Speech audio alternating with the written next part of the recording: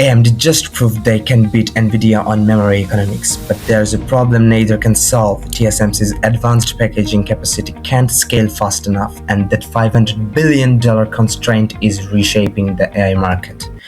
Both the MI350X and Blackwell use TSMC's CoWoS packaging. It's the only technology that can stack HBM memory onto GPU dies, but TSMC fabs are at 95% capacity.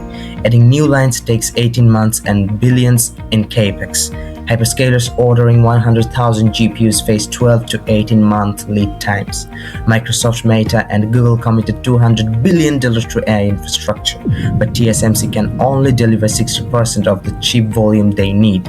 That 40% shortfall means projects get delayed or hyperscalers pay massive premiums for priority allocation. Nvidia and AMD can design perfect chips, but if TSMC can't manufacture at scale, the winner is determined by who gets allocation, not who has better architecture, which is why Google, Amazon, and Microsoft are building their own chips.